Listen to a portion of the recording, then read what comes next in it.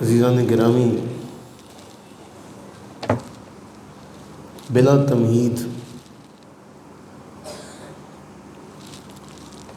رسول اللہ صلی اللہ علیہ وآلہ وبارک وسلم کی ایک حدیث ہے جامع ترمذی کے حوالے سے۔ رسول اللہ صلی اللہ علیہ وآلہ وبارک وسلم نے، اور بڑی مشہور حدیث ہے، حضرت سیدنا ابو ہریرہ رضی اللہ تعالیٰ عنہ اس کو روایت کرتے ہیں۔ نبی سرور عالم صلی اللہ علیہ وآلہ وبارک وسلم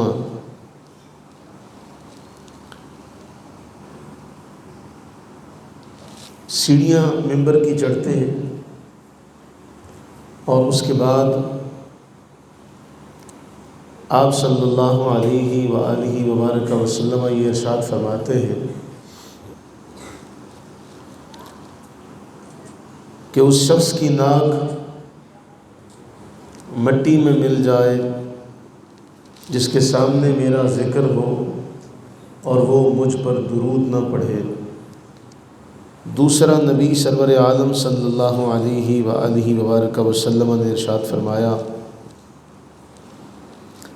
اس شخص کی ناک مٹی میں مل جائے جسے رمضان کا مقدس محترم محتشم مہینہ ملے اور وہ اس میں اپنی بخشش نہ کروا سکے۔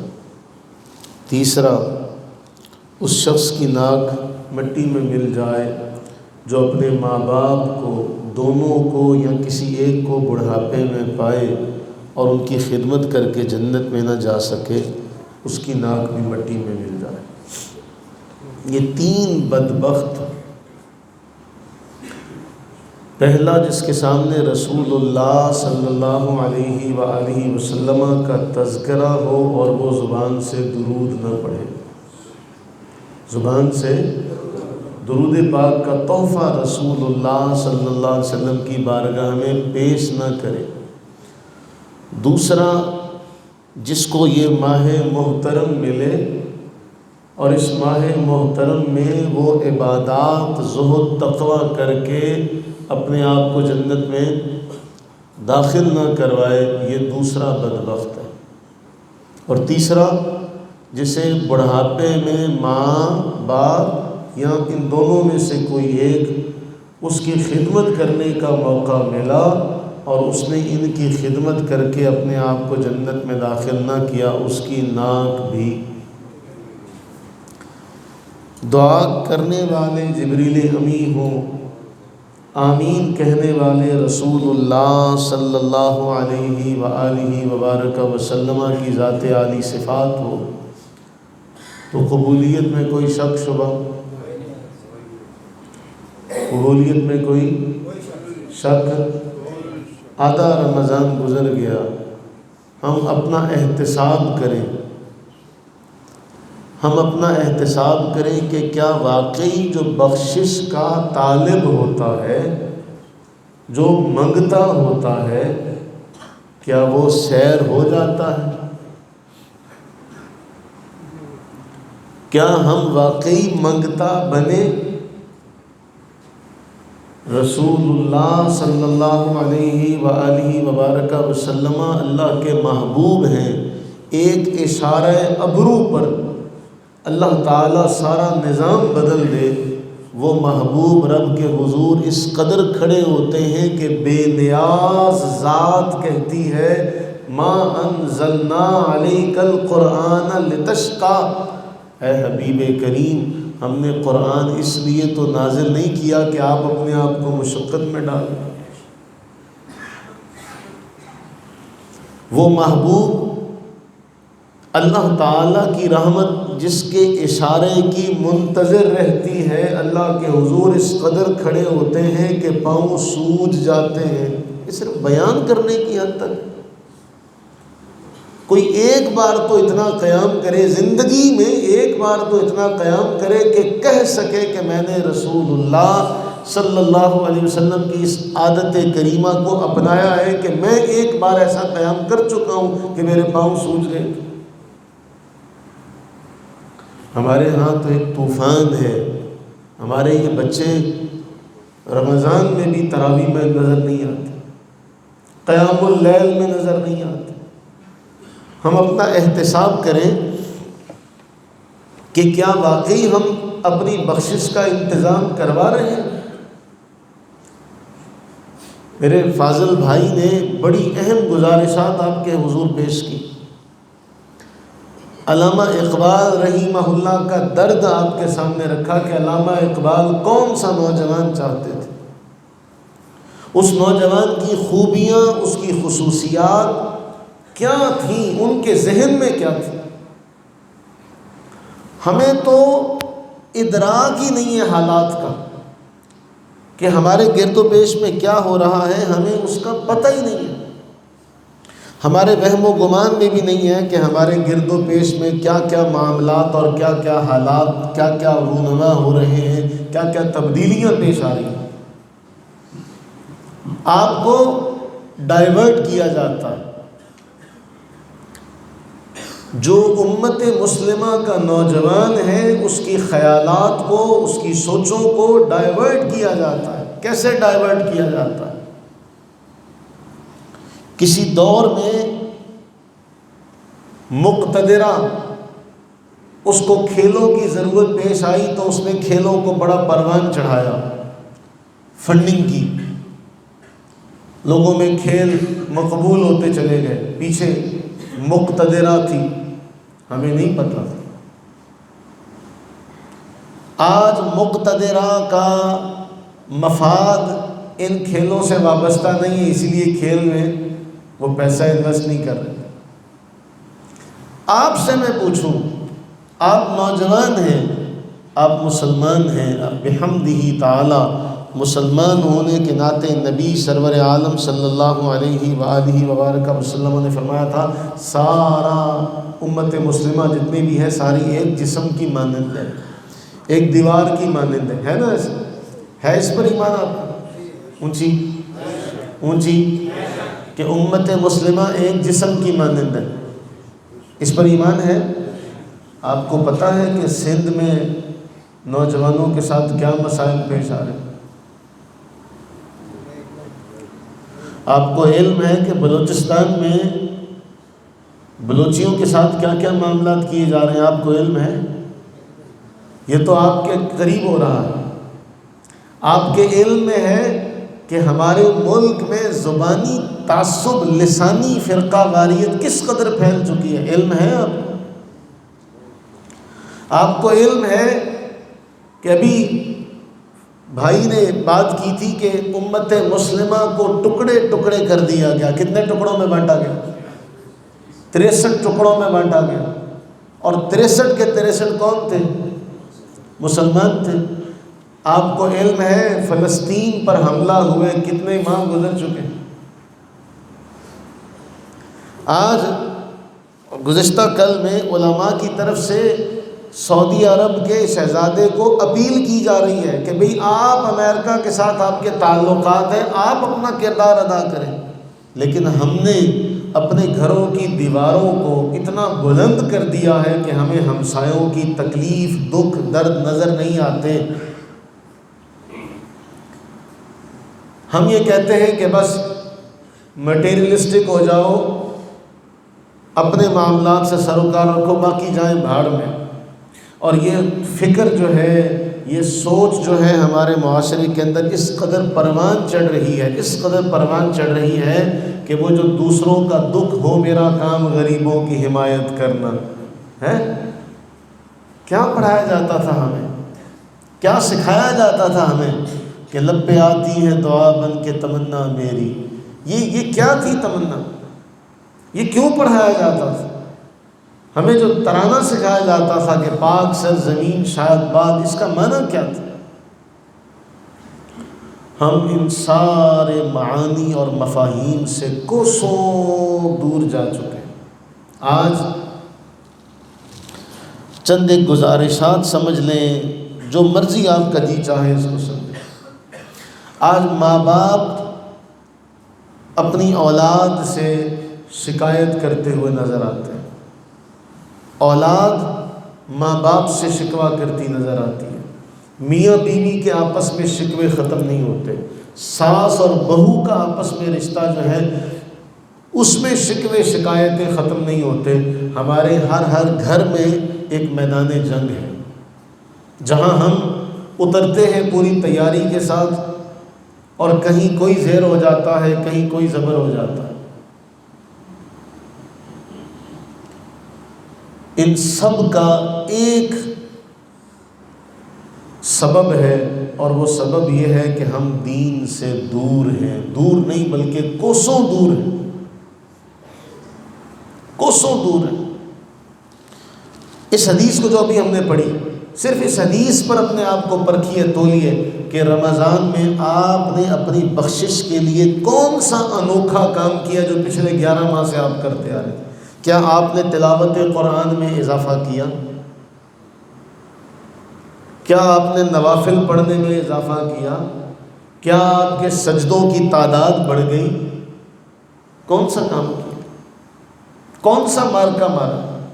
تو رسول اللہ صلی اللہ علیہ وسلم جس کے بارے یہ فرمائیں کہ اس کی ناک مٹی میں مل جائے۔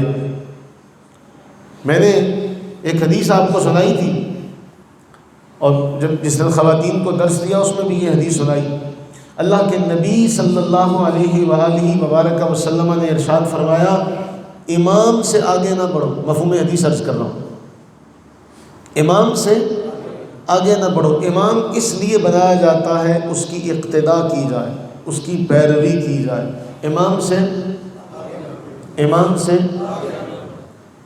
اگر کوئی امام سے آگے بڑھے، حضور رحمت عالم صلی اللہ تعالی علیہ وآلہ وسلم نے ارشاد فرمایا، ڈرنا چاہیے کہ اللہ تعالیٰ اس کے سر کو گدھے کے سر میں تبدیل کر دے۔ ایک امام ہے جسے آپ نے مقرر کیا ہے، جس کا آپ خرچ اٹھاتے ہیں، جو آپ ہی کا دیکھا بھالا ہے، آپ جیسا ہی ہے، آپ کے ہی معاشرے کا ایک فرد ہے۔ اگر وہ مصلی امامت پر کھڑا ہو جائے تو اب آپ اس سے آگے نہیں نکل سکتے۔ اگر نکلیں تو رسول اللہ صلی اللہ علیہ وسلم نے اتنی بڑی سخت وعید سنائی، تو پھر سوچئے جو رسول اللہ کے فرمان پر عمل نہ کرے اس کا حال کیا ہوگا۔ اور امام نووی رحمہ اللہ اس حدیث کے تحت لکھتے ہیں، شرح صحیح مسلم ہے، کہ میں واقعہ لکھتے ہیں کہ ایک بزرگ تھے، پردے میں رہ کر درس دیا کرتے تھے۔ بڑی خواہش پیدا ہوئی، اتنا بڑا ان کا نام ہے، درس دیتے ہیں، دیکھو تو صحیح پردے کے پیچھے کیوں بیٹھ کر درس دیتے۔ ہمت نہ ہوئی، آخر کار ایک دن ہمت جمع کر کے پردہ اٹھایا، دیکھا تو ان کا جو سر تھا، چہرہ تھا، وہ انسانوں جیسا نہیں تھا۔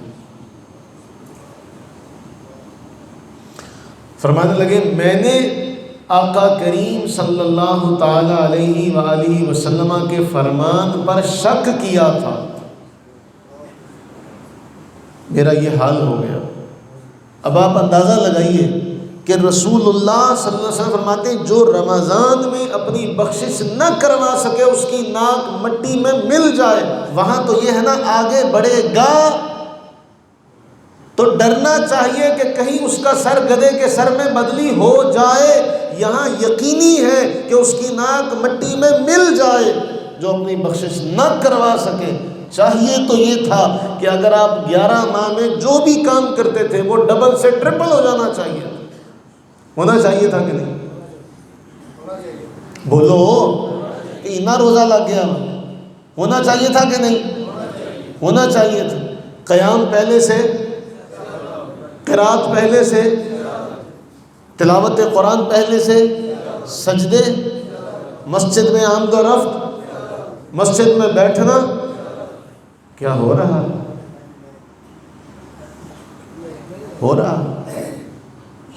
مجھے تو ان نوجوانوں پر حیرت، افسوس، دکھ ہوتا ہے جن کے پاس رمضان میں بھی مسجد میں آنے کا وقت نہیں، جنہیں رمضان میں بھی مسجد میں آ کر باجماعت نماز پڑھنے کی توفیق نہیں، جنہیں رمضان میں بھی سجدوں کی توفیق نہیں۔ ان سے بڑا بدبخت کوئی ہو سکتا ہے؟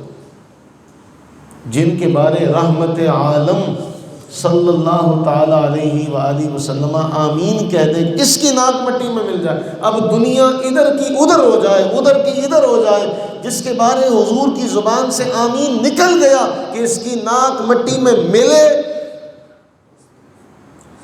ایسا نہیں ہو سکتا کہ اس کی ناک مٹی میں نہ ملے، اس کی روحانیت ختم ہو جائے۔ اللہ تعالیٰ سزا کہتے ہیں، سزا نہیں ملتی، بھئی سزا کسے کہتے ہیں آپ؟ اللہ تعالیٰ کسی سے اپنے گھر آنے کی توفیق چھین لے، اسے احساس بھی نہ ہونے دے۔ قرآن کہتا ہے واضح طور پر سورہ حجرات میں، مقصد تو اور تھا لیکن اس سے نتیجہ نکالیے کہ نیکیاں ایسے ضائع ہو جائیں کہ تمہیں خبر تک نہ ہو۔ اللہ تعالیٰ سجدوں کی لذت لے لے، خبر تک نہ ہو۔ اللہ تعالیٰ تلاوت قرآن کا ذوق لے لے، خبر تک نہ ہو۔ اللہ تعالیٰ سچ بولنے کی قوت سلب کر لے، خبر تک نہ ہو۔ اور اس سے بڑی کوئی سزا ہو سکتی ہے؟ بولیے۔ تو پہلا معاملہ تو یہ کہ رمضان جتنا گزر گیا ہے، باقی میں تو کم از کم کوشش کی جائے، نظر آئے کہ بھائی میں بخشش، میں بھوکا ہوں، میں طالب ہوں، میں متلاشی ہوں، میں منگتا ہوں، میں فقیر ہوں اللہ کی بارگاہ میں۔ کوئی کسی کا فقیر ہوتا ہے، کوئی کسی کا منگتا ہوتا ہے، ہم اللہ تعالیٰ کے منگتے ہیں، محتاج ہیں۔ تو ہمیں تو پہلے سے زیادہ، جب ہمیں یہ بتا دیا گیا کہ جب جیسے ہی پہلی رات ہوتی ہے جنت کے دروازے ایسے کھولے جاتے کہ پورا ماہ بند ہے، تو جنت کے طالب کو تو خاموش رہنا ہی نہیں چاہیے۔ بولیے، جنت کے طالب کو تو پیچھے رہنا نہیں چاہیے، ہو بھی طلب جنت کی، ہو بھی طلب جنت کی۔ معاملہ پھر ہم بعض بچے ہیں اعتکاف میں بیٹھنے کا سوال کرتے ہیں، کہتے ہیں یار بیٹھیں، اللہ تعالیٰ کا گھر ہے، ہم کیا، ہماری اوقات کیا کہ ہم آپ کو منع کر سکیں، لیکن مقصد کیا ہے؟ اعتکاف میں بیٹھنے کا جو مقصد ہے وہ ہمارے بچے نہیں جانتے، شوق میں بیٹھتے ہیں۔ اللہ تعالیٰ ان کے شوق میں بیٹھنے کو قبول کر کے ان کو پکا بنا دے۔ مالک ہے، بے نیاز ہے، کر سکتا ہے، وہاں تو کن فیکون کی کھیل ہے نا۔ تو سب سے پہلی بات یہ ہے کہ ہمارے جو اولاد میں، ماں باپ میں جو تعلقات ہیں ان میں ایک معاملہ کیا ہے؟ نو عمری کا جو دور ہوتا ہے نا، اس میں ہم اپنے بچوں پر ذمہ داری نہیں ڈالتے۔ ہم اپنے بچوں پر نو عمری کے دور میں ذمہ داری ڈالیں، ان سے چیزیں منگائیں، گھر کا سودا منگائیں، نہیں ہے تو ان کو ساتھ لے کر جائیں اور انہیں بتائیں کہ سودا ایسے لایا جاتا۔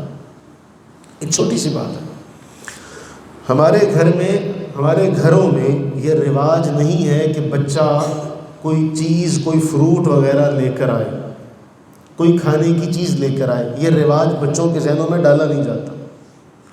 جب اس کی شادی ہو جاتی ہے، اب شادی کے بعد گھر میں ایک فرد کا اضافہ ہو جاتا ہے، وہ اپنے شوہر سے سوال کرے گی کہ مجھے یہ چیز کھانی ہے۔ اب وہ نو بیاہتا لڑکا گھر میں کوئی کھانے کی چیز لے کر آئے جو آج سے 20 سال پہلے لے کر نہیں آیا تھا، آج سے 25 سال پہلے وہ لے کر نہیں آیا تھا، اب وہ جب لے کر آئے گا تب بھی برا، نہ لائے قصور کس کا؟ ماں باپ کا، کہ آپ نے نو عمری میں بچے کو سکھایا نہیں ہے کہ بھئی گھر میں جب آؤ کوئی نہ کوئی چیز لے کر آؤ۔ بچوں کے اوپر ہی ہوتا ہے ابا لے کر آئیں گے بس، حالانکہ ان کا ذہن ہونا چاہیے، ان کو بتانا چاہیے کہ بیٹے ایسے نہیں، ایسے ہوگا۔ سب سے پہلی بات۔ دوسری، ہماری توقعات بچوں سے ایسی ہے کہ جو ماوراء ہے ان کی پہنچ سے۔ جب ہم اپنی امیدیں اور توقعات ان کی پہنچ سے اونچی کر لیتے ہیں، اب وہ اس توقع اور امید پر پورا نہیں اترتے تو ہمارے اور ان کے درمیان دوریاں پیدا ہو جاتی ہیں۔ اسی توقع کا ایک سب سے اہم ترین جو پہلو ہے وہ کیا ہے؟ ہم نے صرف زور دیا بچے کی تعلیم پر، اعلیٰ ادارہ ہو، اسکول اچھا ہو، انسٹیٹیوٹ اچھا ہو، ادارہ اچھا ہو، بچے کا لباس اچھا ہو، تربیت پر اتنی توجہ نہیں دی جتنی توجہ ہم نے اس کے نمبر اچھے لانے پر دی۔ صحیح ہے کہ غلط ہے؟ ہم سارے ماں باپ، ہم سب کی ساری توجہ ہوتی ہے کہ جی بچے کے نمبر اچھے آئیں، بچے کے نمبر اچھے آئیں۔ اب وہ اس ساری توجہ اچھے نمبروں پر مرکوز کرتا ہے، وہ کسی بھی طرح سے آئے، لیکن تربیت کیا؟ اچھا اسکول میں تربیت ہوتی ہے؟ یہاں اساتذہ بیٹھے ہوں گے، ہمارے پیچھے دوست بیٹھے ہیں، بھائی قمر بھی ایک عرصہ وابستہ رہے ہیں، آپ میں سے اور ساتھی بھی ہوں گے، بتائیے وہ تو اپنے پیریڈ بمشکل پڑھاتے ہیں۔ کیوں بھائی قمر؟ ایسا ہی ہے؟ کیوں ساجد؟ ایسا ہی ہے کہ وہ اپنے پیریڈ ہی بمشکل پڑھاتے ہیں۔ جو ان کی پیریڈ کی ذمہ داری ہے وہ اپنا سلیبس پورا کریں یا تربیت کریں، ایک حصے میں آ کے وہ بھی مجبور ہو جاتے ہیں۔ ان کی بھی ایک مجبوری ہے کہ وہ کیا کریں، سلیبس کے اوپر توجہ دیں، بچے کو مشین بنا کر رکھ دیتے ہیں، یہاں سے آئے یہاں، یہاں سے آئے یہاں۔ اس ساری دوڑ میں بچے کا جو بچپن ہے ہم نے وہ چھین لیا، اس کی معصومیت چھین لی، اس کی تربیت پر توجہ نہیں دی۔ اب وہ جب بڑا ہوگا تو پھر ہم اس سے امیدیں وابستہ کر لیتے ہیں۔ اگلا ہمارا سب سے بڑا ہے جنریشن گیپ۔ میں بار بار آپ سے کہا کرتا ہوں، ان بڑوں کے پاس بیٹھو، ان بڑوں سے سیکھو۔ ان بڑوں کی ایک ایک بات قیمتی ہے، جس نے عمر ہنڈائی ہوئی ہو اس سے ایک ایک بات لو، اس کی باتوں کو سیکھو۔ ہم جب کسی بھی بزرگ کے پاس جاتے ہیں تو ہماری کوشش یہ ہوتی ہے کہ جو یہ بات کرے اس کو اپنے پاس لکھ لیں، یا لکھ نہ لیں تو کم از کم آپ تک پہنچا دیں کہ وہ بات آگے تو پہنچے۔ ہمارے گھروں میں ہر ایک کے پاس یہ نعمت موجود ہے، لیکن وہ ناقدری کرتے ہیں کہ ان کے پاس بیٹھے وقت کا ضیاع ہوگا۔ دوسرا، بڑے ہماری ترجیحات نہیں سمجھتے، ہم بڑوں کی ترجیحات نہیں سمجھتے، بڑے ہمارے نہیں سمجھتے۔ یہ گیپ جو ہے یہ بڑھتا چلا جاتا ہے۔ معاملہ یہ ہوتا ہے کہ ہم ان کے تجربات کو اپنے لیے غیر اہم سمجھتے ہیں، ان کے تجربات کو ہم اپنے لیے غیر اہم سمجھتے ہیں، اور وہ ہمارے نظریات نہیں سمجھ پاتے۔ نتیجہ کیا نکلتا ہے؟ ہم کنی کتراتے ہیں، کہیں یہ دادا جی آواز نہ دے دیں، کہیں نانا جی آواز نہ دے دیں، کہیں یہ بڑا ہمیں بلا کے کوئی نصیحت نہ کرے۔ ناصحہ مت کر نصیحت، دل میرا گھبرائے ہے، دشمن اس کو جانو ہو جو مجھے سمجھائے۔ اسی معاشرے میں پروان چڑھتے ہوئے پھر ایک اور ہم سوشل میڈیا کا شکار ہیں۔ ہم ہر چیز سوشل میڈیا سے لیتے ہیں، چاہے وہ دین ہو چاہے وہ دنیا ہو۔ اسی معاشرے میں پھر ہمارے ہاں ایک اور معاملہ ہوتا ہے کہ ساس اور بہو کا معاملہ۔ آپ ایک فرد گھر لے کر آتے ہیں، سب سے پہلا معاملہ تو یہ ہوتا ہے کہ اللہ تعالیٰ نے ایک دیا، محبت کی کمی ہوتی ہے، فقدان ہوتا ہے محبت کا۔ ایک دوسرے کو اپنا مد مقابل سمجھتی ہیں، معذرت کے ساتھ ساس اپنی بہو کو اپنا مد مقابل سمجھتی ہے کہ یہ میرا بیٹا لے لے گی، یہیں سے دوری پیدا ہو جاتی ہے۔ اور بہو یہ سمجھتی ہے کہ اب یہ میری بھی ذمہ داری اس کے اوپر ہے کہ میرے حقوق بھی ادا کرے۔ اب بھی ماں اس پر اپنا حق زیادہ جتلاتی ہے کہ میں اس کی حقدار زیادہ ہوں۔ بھئی تم نے اب بیاہ دیا ہے تو اب اس کی ذمہ داری اس کو وہ بھی ادا کرنی ہے کہ وہ آپ کے معاملات میں الجھا رہے، آپ نہیں اس بات کو سمجھ پاتے۔ دوسرا معاملہ کیا ہوتا ہے؟ احترام میں کمی ہے۔ احترام میں تو کمی اس قدر ہے کہ یہاں آپ کسی بچے کو روکیں تو بچہ آگے سے کہتا تو میرا پیو لگنا۔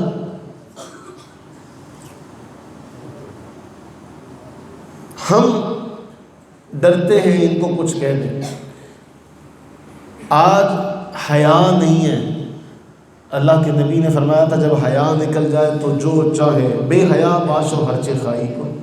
بڑے ڈرتے کہ کچھ بھی کہا ہے اس نوجوان کو. ورنہ جب ہم جامعہ میں پڑھتے تھے ہمارے استاد صاحب، اب میرا دل کئی بار کرتا ہے، ہماری شریعت میں اجازت ہے اس کی کہ میں ڈانٹ سکتا ہوں،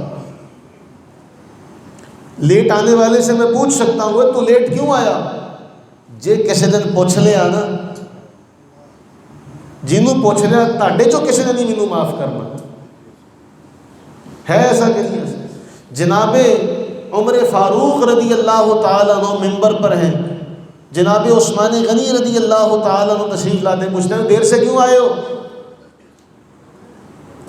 کسی نے کوئی اختلاف نہیں کیا کہ بھئی اتنا بڑا سوال آج میں نہیں پوچھ سکتا آنے والے سے کہ دیر سے کیوں. اب جتنے یہ سارے باہر بیٹھے ہیں سارے میرے احترام کے لائق ہیں، میں سب کو اپنے سر ماتھے پر، اپنے سر آنکھوں پر بٹھانے کو تیار ہوں، سب کی جوتیاں اٹھانے کو تیار ہوں، لیکن میں ان سے یہ پوچھ نہیں سکتا کہ بتاؤ لیٹ کیوں آئے ہو.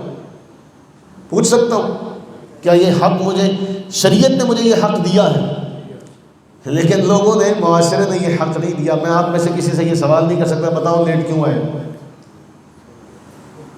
تو احترام میں تو کمی اس قدر آ گئی کہ شریعت نے جو حدود دی تھی وہ بھی ختم ہو گئی. اولاد کا حیا نکل گیا، بڑوں کا حیا نکل گیا، دوستوں میں ایک دوسرے سے حیا ختم ہوتا چلا گیا. تو یہ دوریاں، احترام میں کمی. پھر اس کے بعد سمجھ بوجھ میں کمی. ساس کی عمر گزری ہوتی ہے، بہو ابھی عمر کا درمیانہ حصہ ہوتا ہے، اس کی بھی توقعات بہت زیادہ ہوتی ہیں اور وہ اپنے تجربات اس کے اوپر مسلط کرتی. تمہارا دور اور تھا بھائی، اب یہ دور، یہ تو مشینوں کا دودھ پی کے پلنے والے لوگ ہیں، ہے کہ نہیں ہے. آپ نے خالص دودھ پیا تھا، آپ کے زمانے میں خالص دودھ ملا کرتا تھا، اب تو مشینوں کا دودھ پی کے پلتے ہیں. تو آپ کی ہمت اور آپ کی قوت مدافعت ان کے مقابلے میں آج بھی زیادہ ہے. آپ یہ توقع نہ وابستہ کر لیں کہ بھئی یہ بھی ہم جیسی ہی نکلے گی. یہ فقدان ہے، حد سے زیادہ توقعات ہیں کہ یہ آئیے یہ بھی کرے، ہم بھی تو کرتی تھی، ہے کہ نہیں ہے. اب وہ آج کے دور کی ہے، ساس پرانے دور کی ہے. یہیں سے پھر ان کا معاملہ کہ دونوں ایک دوسرے کے معاملات کو سمجھ نہیں پاتی ہیں، اور یہاں سے توقعات جو ہیں وہ غیر حقیقی ہیں، ہے نا. غیر حقیقی توقعات کا کیا ہوتا ہے. اور پھر ایک سب سے بڑی بنیادی وجہ یہ ہے کہ معاشرے کے اندر، جس معاشرے میں ہماری بچیاں پروان چڑھتی ہیں، ہم نے ان کے ذہنوں میں خوف ڈالا ہوا ہے. پتہ نہیں سسرال والے کیسے ہوں گے، ہے نا. بیٹیوں والے جواب دیں، صرف بیٹیوں والے. میری بات کو وہ نہیں سمجھ سکتے جو بھی اس مرحلے میں ہے. جو بیٹیوں والے نا وہ سمجھیں گے. جو بیٹیوں والے ہیں وہ اس ڈر میں مبتلا رہتے ہیں، بچی کے ذہن میں بار بار یہ بات ڈالتے ہیں پتہ نہیں اگلے کیسے ہوں گے، پتہ نہیں اگلے کیسے ہوں گے. بولیں، وہ اس سوچ کو لے کر پروان چڑھتی ہے، ذہنی طور پر ڈپریشن کا شکار تو وہ پہلے سے ہو جاتی ہے. یہ سارا کا سارا معاشرہ ہے جو میں نے آپ کے سامنے رکھا. ماں باپ کے تعلقات. کل ایک ماں میرے پاس آئی، اب وہ کتنی مجبور ہو کر آئی ہوگی کہ جس کو اس نے پالا پوسا بڑا کیا، دودھ پلایا، جس کی اس نے گندگی کو صاف کیا. وہ سوچو تو صحیح، ذرا تصور تو کرو. ہم کسی کا تھوک نہیں دیکھتے، ہم کسی کا تھوک نہیں برداشت کرتے کہ اس کا تھوک آؤ یار مجھے کراہت آتی ہے. وہ تیری ماں نے تیری گندگی دھوئی ہے اپنے ہاتھوں سے، تجھے شرم نہیں آتی، تجھے غیرت نہیں آتی، حیا نہیں آتی، دودھ نہیں مرتا. وہ ماں کس حد درجہ شکایت لے کر آئی کہ جی میرا بچہ مجھے خرچہ نہیں دیتا.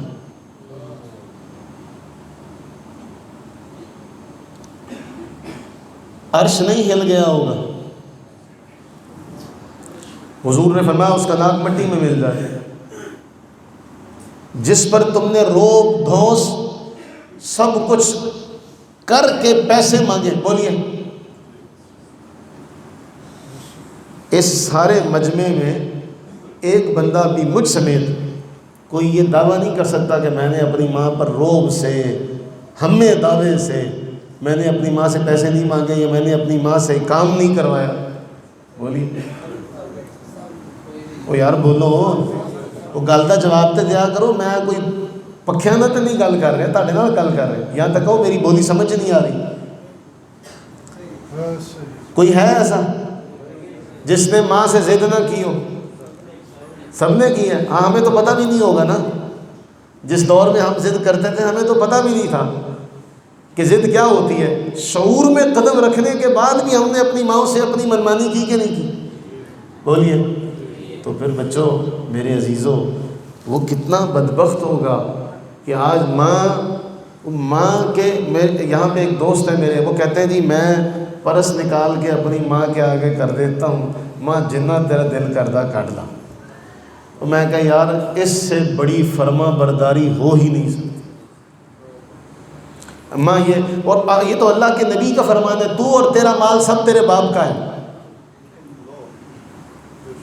تو اور تیرا مال سب تیرے باپ کا ہے. آج مجھ میں یا آپ میں ہمت ہے کہ باپ کوئی بات کہے, کوئی چیز مانگ لیں؟ ہم اپنی اولادوں کی خواہش تو پوری کریں گے, اس کے لیے جان کی بازی لگائیں گے. جب وہاں وہ بات کریں گے تسی گزارا کر لو, ہوں تسی تے ہمیں مگر پے ہوئے ہیں, فلانا ہے, یہ ہے, مجبوریاں ہیں. اولاد کے لیے ہمارا وہ دوہرا معیار ہے, اولاد کے لیے. اور یہ دنیا کی ایک دوڑ ہے, ان کو آگے لگ جائے گی, ان کو آگے لگ جائے گی, ان کو آگے لگے گی. لیکن عزیزو ایک بات ہے, قرآن فرما رہا ہے کہ نیکی جو ہے نا, نیکی کا فائدہ نسلوں تک جاتا ہے. وَأَمَّا الْجِدَارُ, وہ سارے جانتے ہیں وہ دیوار موسیٰ علیہ السلام اور خضر علیہ السلام نے جو سیدھی کی تھی. قرآن فرماتا ہے وہ 2 یتیم بچوں کی تھی. وَكَانَ أَبُوهُمَا صَالِحًا, اور ان کا باپ صالح تھا, ان کا باپ نیک تھا. ان کے باپ کے نیک ہونے کی وجہ سے ان کی دیوار کو سیدھا کرنے کے لیے اللہ نے 2 پیغمبروں کو بھیج دیا. وہ پیغمبر تو نہیں تھا, وہ پیغمبر تو نہیں تھا, صاحب وحی, اللہ سے ہم کلام نہیں ہوا تھا, لیکن نیک تھا. اس کے نیکی کی وجہ سے, اس کے نیک ہونے کی وجہ سے اس کی دیوار, اور وہ فوت ہو چکا تھا, زندہ بھی موجود بھی, اس کی اولاد موجود تھی, دیوار گرنے لگی تھی. موسیٰ علیہ السلام کو جو رب کے کلیم ہیں, جو اللہ سے ہم کلام ہوتے ہیں, یا اللہ دیکھنا ہے, یا اللہ تجھے دیکھنا ہے, اللہ فرماتے نہیں دیکھ سکتا. یہ اللہ سے محبت کا جو انداز ہے. رسول اللہ صلی اللہ علیہ وسلم نمازیں لے کر آتے ہیں, راستے میں حضور کو روک کے عرض کرتے ہیں تہاڈی امت اینے جوگی نہیں, میں ویکھیا ہویا, میں اپنے ویکھیا بال, میں اپنے بال کے ویکھیا, تہاڈی امت اینے جوگی نہیں, جاؤ کم کروا کے آؤ. یہ جو اللہ تعالیٰ کے بارگاہ میں جو ناز و انداز ہے, اللہ نے دیوار سیدھی کرنے کے لیے اس موسیٰ کو بھیجا, اس خضر علیہ السلام کو بھیجا, جن کو اللہ نے علم لدنی عطا فرمایا تھا, حقیقت کا علم عطا فرمایا تھا, جو ماوراء ہے عقل سے, ان دونوں کو بھیجا. اگر آج ہم بھی اپنے آپ کو سدھار لیں, سنوار لیں, تو یقین مانیے اللہ تعالیٰ کا یہ فیصلہ کہ وَكَانَ أَبُوهُمَا صَالِحًا. اس لیے آج یہ تہیہ کر کے اٹھیں, آئندہ سال پتہ نہیں آئے نہ آئے. اس لیے اس رمضان نے ہمیں ایسے ایسے معاملے دکھا دیے, ہم نے وہ منظر دیکھ لیا ہم سے عمر میں آدھے.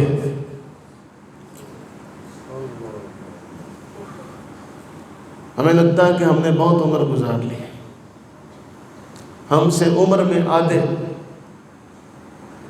ہم نے اپنے ہاتھوں سے جو ہمارے پاس قاعدہ پڑھنے آئے تھے, جن کو ہم نے پڑھایا تھا, پڑھو الف با تا سا, جن کو ہم نے قاعدہ پڑھایا تھا, جن کو ہم نے پڑھایا تھا, انہی کے سامنے جنازہ پڑھا, جن کے ساتھ ہم نے وقت گزارا تھا, یہاں مصلی سنائے تھے, یہاں بیٹھ کر درود تاج پڑھا تھا, سنا تھا, یہاں ان کی اقتداء میں نماز ادا کی تھی، ان کو ہم نے اپنے ہاتھوں سے قبر میں اتارا۔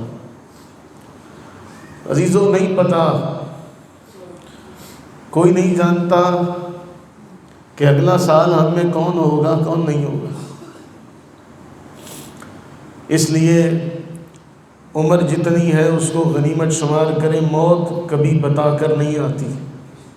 ہمارے لیے ایک سب سے بڑا پیغام یہ ہے کہ موت جوانی، بڑھاپا، بچپنا کچھ نہیں دیکھتی، امیر غریب کچھ نہیں دیکھتی، بڑا چھوٹا کچھ نہیں دیکھتی، اس نے جب ہے آنا۔ اس لیے تیار رہیے، کسی بھی وقت آ سکتی ہے۔ کیا ہمارا جھولا بھرا ہوا ہے؟ ہمارا زاد راہ ہمارے پاس ہے؟